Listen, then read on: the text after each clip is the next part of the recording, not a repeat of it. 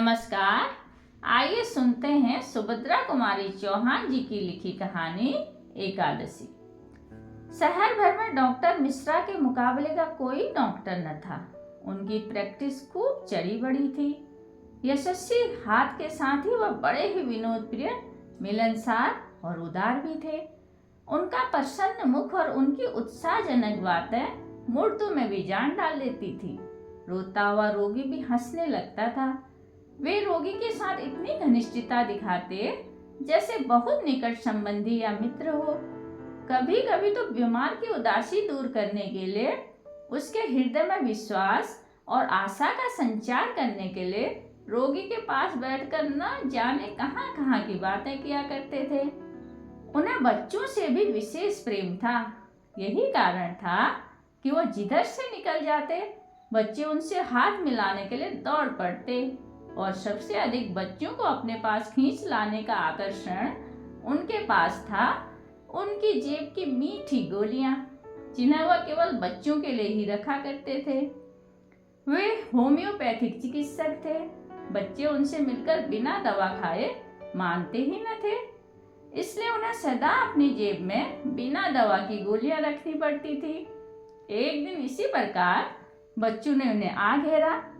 आज उनके तांगे पर कुछ फल और मिठाई थी, जिसे डॉक्टर साहब के एक मरीज ने उनके बच्चों के लिए रख दिया था। डॉक्टर साहब ने आज दवा की मीठी गोलियों के स्थान पर मिठाई देना प्रारंभ किया। उन बच्चों में एक 10 वर्ष की बालिका भी थी, जिसे डॉक्टर साहब ने पहली बार अपने इन छोटे छोटे मित्रों में देखा था। बालिका की मुखाकृति और विशेषकर उसकी आंखों में ऐसी भोली और चुभती हुई मोहकता थी कि उसे स्मरण रखने के लिए उसके मुंह की ओर दूसरी बार देखने की आवश्यकता न थी। दूसरे बच्चों की तरह डॉक्टर साहब ने उसे भी मिठाई देने के लिए हाथ बढ़ाया, किंतु बालिका ने कुछ लज्जा और संकोच के साथ सिमटकर सिर हिलाते हुए मिठाई लेने से इनकार कर दिया। यह बात जरा विचित्र थी कि बालक और मिठाई न ले। डॉक्टर ने एक की जगह 2 लड्डू देते हुए उससे फिर बड़े प्रेम के साथ लेने के लिए आग्रह किया। बालिका ने फिर सिर हिलाकर अस्वीकृति की सूचना दी। तब डॉक्टर साहब ने पूछा, क्यों बिटिया, मिठाई क्यों नहीं लेती? आज एकादशी है, आज भी कोई मिठाई खाता है? डॉक्टर साहब हंस पड़े, बोले, यह इतने बच्चे खा रहे हैं सो आदमी खा सकता है, औरतें नहीं खाती। हमारी दादी कहती है कि हमें एकादशी के दिन अन्न नहीं खाना चाहिए। तो तुम एकादशी करती हो? क्यों नहीं? हमारी दादी कहती है कि हमें नेम धर्म के साथ रहना चाहिए। डॉक्टर साहब ने दिन में बहुत से रोगी देखे, बहुत से बच्चों से प्यार किया और संभवतः दिन भर वह बालिका को भूले भी रहे, किंतु रात को जब सोने के लिए लैंप बुझाकर वे खाट पर लेटे तो बालिका की स्मृति उनके सामने आ गई। वह लज्जा और संकोच भरी आंखें, वो भोला किंतु दृढ़ निश्चयी चेहरा, वो मिठाई लेने की अस्वीकृति का चित्र उनकी आंखों के सामने खींच गया। बाद में डॉक्टर साहब को मालूम हुआ कि वह दूर के मोहल्ले में रहती है। उसका पिता एक गरीब ब्राह्मण है जो वहीं किसी मंदिर में पुजारी का काम करता है। अभी 2 वर्ष हुए जब बालिका का विवाह हुआ था और विवाह के 6 महीने बाद ही वह विधवा भी हो गई। विधवा होते ही पुरानी प्रथा के अनुसार उसके बाल काट दिए गए थे। यही कारण था कि उसका सिर मुंडा हुआ था। उस परिवार में 2 विधवाएं थी, एक तो पुजारी की बूढ़ी माँ, दूसरी यह अभागिनी बालिका। एक का जीवन अंधकारपूर्ण भूतकाल था, जिसमें कुछ सुख स्मृतियां धुंधली तारिकाओं की तरह चमक रही थी। दूसरी के जीवन में था अंधकारपूर्ण भविष्य, परंतु संतोष इतना था कि बालिका अभी इससे अपरिचित थी। दोनों की ही दिनचर्या 60 और 10 वर्ष की अवस्थाओं की दिनचर्या एक सी ही कठोर और संयमपूर्ण थी।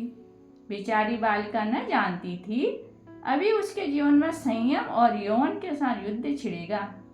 इस घटना को प्राय 10 वर्ष बीत गए। डॉक्टर साहब उस शहर को अपनी प्रैक्टिस के लिए अपर्याप्त समझकर एक दूसरे बड़े शहर में चले गए। यहाँ उनकी डॉक्टरी और भी चमकी। वे गरीब अमीर सभी के लिए सुलभ थे। बड़ा शहर था, सभा सोसाइटियों की भी खासी धूम रहती और हर एक सभा सोसाइटी वाले यह चाहते कि डॉक्टर मिश्रा सरीखे प्रभावशाली और मिलनसार व्यक्ति उनकी सभा के सदस्य हो जाएं। किंतु डॉक्टर साहब को अपनी प्रैक्टिस से कम फुर्सत मिलती थी। वे इन बातों से दूर ही रहा करते थे। इसी समय शुद्धि और संगठन की चर्चा ने जोर पकड़ा। शताब्दियों से सोए हुए हिंदू ने जाना कि उनकी संख्या दिनों दिन कम होती जा रही है और विधर्मियों की, विशेषकर मुसलमानों की संख्या बेहिसाब बढ़ रही है। यदि यही क्रम चलता रहा तो 150-200 वर्ष बाद हिंदुस्तान में हिंदू का नाम मात्र भले ही रह जाए, किंतु हिंदू तो कहीं ढूंढे से भी नहीं मिलेंगे, सभी मुसलमान हो जाएंगे। इसलिए धर्म भ्रष्ट हिंदू और दूसरे धर्म वालों को फिर से हिंदू बनाने और हिंदुओं के संगठन की सबको आवश्यकता मालूम होने लगी। आर्य समाज ने बहुत बड़ा आयोजन करके 10-5 शुद्धियां भी कर डाली। हिंदू समाज में बड़ी हलचल मच गई। बहुत से खुश थे और बहुत से पुराने ख्याल वाले इन बातों को अनगढ़ समझते थे। उधर मुसलमान भी उत्तेजित हो उठे। तंजीम और तबलीग की स्थापना कर दी गई, किंतु डॉक्टर मिश्रा पर इसका प्रभाव कुछ भी न पड़ता। हिंदू और मुसलमान दोनों ही समान रूप से उनके पास आते थे और वे दोनों की चिकित्सा दत्तचित्त होकर करते। उनकी आंखों में हिंदुओं का शुद्धि संगठन और मुसलमानों का तंजीम तबलीग व्यर्थ के उत्पाद थे। एक दिन डॉक्टर साहब अपने दवाखाने में बैठे थे कि एक घबराया हुआ व्यक्ति, जो देखने में बहुत साधारण परिस्थिति का मुसलमान मालूम होता था, उन्हें बुलाने आया। डॉक्टर साहब के पूछने पर उसने बतलाया कि उसकी स्त्री बहुत बीमार है। लगभग 1 साल पहले उसे बच्चा हुआ था। उस समय वह अपने माँ बाप के घर थी। देहात में उचित देखभाल न हो सकने के कारण वह बहुत बीमार हो गई। तब रहमान उसे अपने घर लेवा लाया, लेकिन दिनों दिन तबीयत खराब ही होती जाती है। डॉक्टर साहब उसके साथ तांगे पर बैठकर बीमार को देखने चल दिए। एक तंग गली के मोड़ पर तांगा रुक गया। यहीं जरा आगे कुलिया से निकलकर रहमान का घर था। मकान कच्चा था। सामने के दरवाजे पर एक टाट का पर्दा पड़ा था, जो 2-3 जगह से फटा हुआ था। उस पर किसी ने पान की पीक मार दी थी, जिससे मटियाला सा लाल धब्बा बन गया था। सामने जरा सी छपरी थी और बीच में एक कोठरी। यही कोठरी रहमान के सोने, उठने, बैठने की थी और यही रसोई घर भी थी। रहमान बीड़ी बनाया करता था। गीले दिनों में यही कोठरी बीड़ी बनाने का कारखाना भी बन जाती थी, क्योंकि छपरी में बौछार के मारे बैठना मुश्किल हो जाया करता था। कोठरी में दूसरी तरफ एक दरवाजा और था, जिससे दिख रहा था पीछे एक छोटी सी छपरी और है, जिसके कोने पर टट्टी थी और टट्टी से कुछ कुछ दुर्गंध भी आ रही थी। रहमान पहले भीतर गया। डॉक्टर साहब दरवाजे के बाहर ही खड़े रहे। बाद में वे भी रहमान के बुलाने पर अंदर गए। उनके अंदर जाते ही एक मुर्गी जैसे नव आगंतुक के भय से कुड़कुड़ाती हुई, पंख फटकारती हुई डॉक्टर साहब के पैरों के पास से बाहर निकल गई।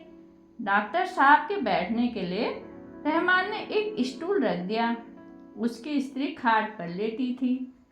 वहां की गंदगी और कुंदा हुआ देखकर डॉक्टर साहब घबरा गए, परंतु बीमार की नब्ज देखकर उन्होंने उसके फेफड़ों को देखा, परंतु सिवा कमजोरी के कोई और बीमारी उन्हें न दिख पड़ी। वे बोले, इन्हें कोई बीमारी तो नहीं है, यह सिर्फ ज़्यादा कमज़ोर हैं। आप इन्हें शोरबा देते हैं? रहमान, शोरबा यह जब ले तब ना, मैं तो कह कह के तंग आ गया हूँ। यह कुछ खाती ही नहीं, दूध और साबूदाना खाती है, उससे कहीं ताकत आती है? क्यों? डॉक्टर साहब ने पूछा। क्या इन्हें शोरबे से परहेज है? रहमान, परहेज क्या होगा डॉक्टर साहब, कहती है हमें हजम ही नहीं होता। डॉक्टर साहब ने हंसकर कहा, वाह, हजम कैसे न होगा? हम तो कहते हैं सब हजम होगा। डॉक्टर साहब इतनी मेहरबानी और कीजिएगा कि शोरबा उन्हें आप ही पिला जाइए, क्योंकि मैं जानता हूँ यह मेरी बात कभी न मानेगी। डॉक्टर साहब रहमान की स्त्री की तरफ मुड़कर बोले, कहिए, आप हमारे कहने से तो थोड़ा शोरबा ले ही सकती हैं ना, हजम कराने का जिम्मा हम लेते हैं। उसने डॉक्टर के आग्रह का कोई उत्तर नहीं दिया, सिर्फ सिर हिलाकर अस्वीकृति की सूचना ही दी। उसके मुंह पर लज्जा और संकोच के भाव थे। उसका मुंह दूसरी तरफ था, जिससे साफ जाहिर होता था कि वह डॉक्टर के सामने अपना मुंह ढांक लेना चाहती है। डॉक्टर साहब ने फिर आग्रह किया, आपको आज मेरे सामने थोड़ा शोरबा लेना ही पड़ेगा, उससे आपको जरूर फायदा होगा। इस पर भी उसने अस्वीकृति सूचक सिर हिला दिया, कुछ बोली नहीं। इतने से ही डॉक्टर साहब हताश न होने वाले थे। उन्होंने रहमान से पूछा, शोरबा तैयार हो तो थोड़ा लाओ, इन्हें पिला दें। रहमान उत्सुकता के साथ कटोरा उठाकर पिछवाड़े साफ करने गया। इसी अवसर पर उसकी स्त्री ने आंख उठाकर कातर दृष्टि से डॉक्टर साहब की ओर देखते हुए कहा, डॉक्टर साहब, मुझे माफ करें, मैं शोरबा नहीं ले सकती। स्वर कुछ चिर परिचित सा था और आंखों में एक विशेष चितवन, जिससे डॉक्टर साहब कुछ चकराए। एक धुंधली सी स्मृति उनके आंखों के सामने आ गई। उनके मुंह से अपने आप ही निकल गया, क्यों? छलकती हुई आंखों से स्त्री ने जवाब दिया, आज एकादशी है। डॉक्टर साहब चौंक से उठे और विस्फारित नेत्रों से उसकी ओर देखते रह गए। उस दिन से डॉक्टर मिश्रा भी शुद्धि और संगठन के पक्षपाती हो गए। धन्यवाद।